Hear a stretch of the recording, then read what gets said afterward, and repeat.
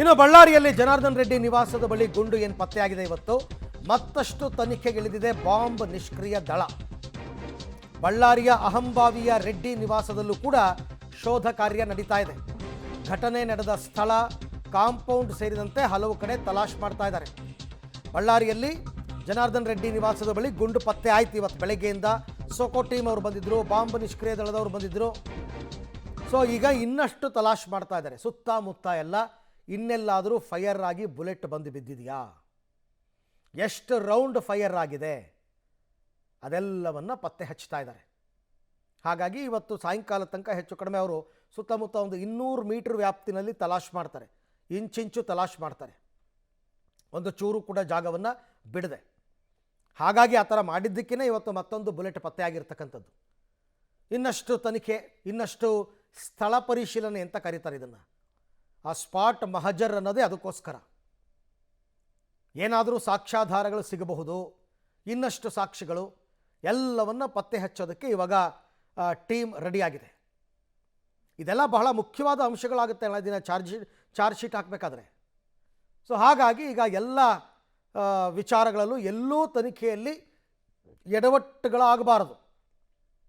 ನಾಳೆ ದಿನ ಕೋರ್ಟು ಈಗ ಕೇಳಿದೆಯಲ್ಲ ಅರೆಸ್ಟ್ ಮೆಮೊ ವಿಚಾರದಲ್ಲಿ, ಆ ಥರ ಕೋರ್ಟ್ ನಮ್ಮನ್ನು ಪ್ರಶ್ನೆ ಮಾಡಬಾರ್ದು. ಆ ನಿಟ್ಟಿನಲ್ಲಿ ಈಗ ತನಿಖೆ ನಡೀತಾ ಇದೆ.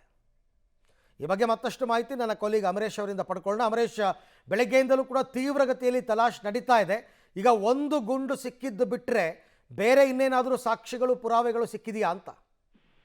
ಅರವಿಂದ್, ಸದ್ಯಕ್ಕೆ FSL ಟೀಮ್, ಸುಕೋ ಟೀಮ್, ಅದ್ರ ಜೊತೆಗೆ ಬಾಂಬ್ ಪತ್ತೆ ದಳದಿಂದ ಈಗಾಗಲೇ ತೀವ್ರವಾಗಿರ್ತಕ್ಕಂಥ ಶೋಧ ಕೂಡ ನಡೀತಾ ಇರುವಂತದ್ದು. ಅದು ಮೆಟಲ್ ಡಿಟೆಕ್ಟರ್ಗಳ ಮೂಲಕ ಎಲ್ಲಿ ಯಾವ್ಯಾವ ಸ್ಥಳದಲ್ಲಿ ಗಲಾಟೆ ಆಗುತ್ತೋ ಎಲ್ಲಾ ಸ್ಥಳಗಳಲ್ಲೂ ಸಹಿತ ತೀವ್ರವಾಗಿರ್ತಕ್ಕಂಥ ಶೋಧವನ್ನ ಎರಡೂ ತಂಡಗಳಿಂದ ಮಾಡಲಾಗ್ತದೆ. ಈಗಾಗಲೇ ಈ ಹಿಂದೆ ಜನಾರ್ದನ್ ರೆಡ್ಡಿ ಅವರು ಸಹಿತ ಒಂದು ಗಂಭೀರ ಆರೋಪವನ್ನು ಮಾಡಿದ್ರು. ಅಂದ್ರೆ ಇಲ್ಲಿ ಸಾಕಷ್ಟು ಸುತ್ತುಗಳಲ್ಲಿ ಗುಂಡುಗಳನ್ನ ಸತೀಶ್ ರೆಡ್ಡಿ ಅವರ ಖಾಸಗಿ ಗನ್ಮ್ಯಾನ್ಗಳು ಹಾರಿಸಿದ್ರು ಅನ್ನುವಂತ ಆರೋಪವನ್ನು ಮಾಡಿದ್ರು. ಅದಕ್ಕೆ ಪುಷ್ಟಿ ಕೊಡುವಂತೆ ಇದೀಗ ಮತ್ತೊಂದು ಬುಲೆಟ್ ಸಿಕ್ಕಿರುವಂತದ್ದು. ಹೀಗಾಗಿ ಇದೆಲ್ಲವನ್ನು ನೋಡಿದ್ರೆ ಜನಾರ್ದನ್ ರೆಡ್ಡಿ ಅವರ ಆರೋಪಕ್ಕೆ ಪುಷ್ಟಿ ನೀಡುವಂತಿದೆ. ಮತ್ತೊಂದು ಗುಂಡು ಸಿಕ್ಕಿರುವಂತದ್ದು. ಈಗ 2 ದಿನಗಳ ಹಿಂದೆನೆ 2 ಗುಂಡುಗಳು ಪತ್ತೆಯಾಗಿತ್ತು, ಮತ್ತೊಂದು ಗುಂಡು ಪತ್ತೆಯಾಗಿದೆ. ಹೀಗಾಗಿ ಮತ್ತಷ್ಟು ತೀವ್ರವಾಗಿರ್ತಕ್ಕಂಥ ಶೋಧವನ್ನ ಇದೀಗ ಬಾಂಬ್ ನಿಷ್ಕ್ರಿಯ ದಳ, ಬಾಂಬ್ ಪತ್ತೆ ದಳ, ಅದ್ರ ಜೊತೆಗೆ ಸುಕೋ ತಂಡಗಳಿಂದ ನಡೀತಾ ಇದೆ. ಹೀಗಾಗಿ ಇನ್ನಷ್ಟು ಏನಾದ್ರೂ ಮಾಹಿತಿ ಸಿಗ್ಬೋದು. ಯಾಕಂದ್ರೆ ಘಟನೆ ನಡೆದಂತ ಸ್ಥಳದ ಇಂಚಿಂಚು ಮಾಹಿತಿಗಳನ್ನು ಸಹಿತ ಇದೀಗ ಎರಡೂ ತಂಡಗಳಿಂದ ಅಂದ್ರೆ ಏನೇನು ವಸ್ತುಗಳಿರ್ತದೆ ಎಲ್ಲವನ್ನು ಕೂಡ ಹುಡುಕಾಟದಲ್ಲಿ ತೊಡಗಿದ್ರೆ ಈ ಹೆಚ್ಚುವರಿ ಏನಾದ್ರೂ ಸಿಗ್ಬೋದು ಅನ್ನುವಂತ ಕಾರಣಕ್ಕೋಸ್ಕರ, ಅಂದ್ರೆ ಇನ್ನು ಏನಾದ್ರೂ ಸಿಕ್ಕರೆ ಈ ಒಂದು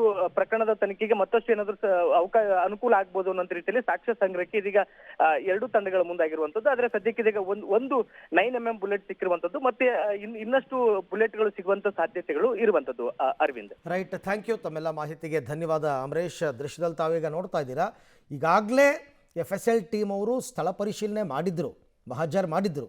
ಬಟ್ ಇವ್ರದ್ದೇ ಆದ ರೆಸ್ಪಾನ್ಸಿಬಿಲಿಟಿ ಇರುತ್ತೆ, ಸೋಕೋ ಟೀಮ್ ಅವ್ರಿಗೆ, ಬಾಂಬ್ ನಿಷ್ಕ್ರಿಯ ದಳದವ್ರಿಗೆ. ಸೊ ಹಾಗಾಗಿ ಅವರು ಕೂಡ ಕೂಲಂಕುಷವಾಗಿ ಸ್ಥಳ ಪರಿಶೀಲನೆಯನ್ನು ಮಾಡ್ತಾ ಇದ್ದಾರೆ. ಆಮೇಲೆ ಅವರ ರಿಪೋರ್ಟನ್ನು ಅವರು ಸಬ್ಮಿಟ್ ಮಾಡ್ತಾರೆ, ಏನೇನು ಸಿಕ್ತು, ಏನು ಎತ್ತ ಅಂತಕ್ಕಂಥದ್ದಕ್ಕೆ ಸಂಬಂಧಪಟ್ಟಂತೆ. ಬಟ್ ನನ್ನ ಪ್ರಕಾರ ಘಟನೆ ನಡೆದಿದ್ದು 5ನೇ ದಿನ, ಇಷ್ಟರಲ್ಲಾಗಲೇ ಮಾಡಬೇಕಾಗಿತ್ತು. ಮೊದಲು 1ನೇ ದಿನ 2ನೇ ದಿವಸದಲ್ಲೇ ಮಾಡಬೇಕಾಗಿತ್ತು ಇದೆಲ್ಲವನ್ನು. ಮತ್ತು ಈ ಜಾಗವನ್ನು ಅವರೇನು ಬ್ಲಾಕ್ ಮಾಡಿರಲಿಲ್ಲ, ಎಲ್ಲ ಓಡಾಡ್ತಾ ಇದ್ದರು. ಹಾಗಾಗಿ ಸಾಕ್ಷಿನಾಶಗಳು ಆಗಿರಬಹುದು. ಸೊ ಈಗ ಸದ್ಯಕ್ಕೆ ಸಿಕ್ಕಿರೋ ಬುಲೆಟ್ಗಳ ಆಧಾರದಲ್ಲಿ ಎಷ್ಟು ರೌಂಡ್ ಫೈರ್ ಆಗಿದೆ ಅಂತ ಒಂದು ಕನ್ಕ್ಲೂಷನ್ಗೆ ಪೊಲೀಸರು ಬರುವಂತಹ ಸಾಧ್ಯತೆ ಇದೆ. ಹಾಗಾಗಿ ಇನ್ನಷ್ಟು ತನಿಖೆಗಳು ನಡೀತಾ ಇದೆ. ಸದ್ಯಕ್ಕೆ ಬಳ್ಳಾರಿಯ ಅಹಂಭಾವಿಯ ರೆಡ್ಡಿ ನಿವಾಸದಲ್ಲಿ ಕಾಂಪೌಂಡ್ ಒಳಗೆ, ಕಾಂಪೌಂಡ್ ಹೊರಗೆ ತಲಾಶಿ ನಡೀತಾ ಇದೆ 200 ಮೀಟರ್ ವ್ಯಾಪ್ತಿಯಲ್ಲಿ. ಘಟನೆ ನಡೆದಂತಹ ಸ್ಥಳ ಜನಾರ್ದನ್ ರೆಡ್ಡಿ ಅವರ ಮನೆಯ ಒಳಭಾಗ. ಯಾಕೆಂದರೆ ರೆಡ್ಡಿ ಅವರು ಮಾಡಿರೋ ಆರೋಪ ಮನೆಗೂ ಫೈರ್ ಮಾಡಿದ್ದಾರೆ ಅಂತ.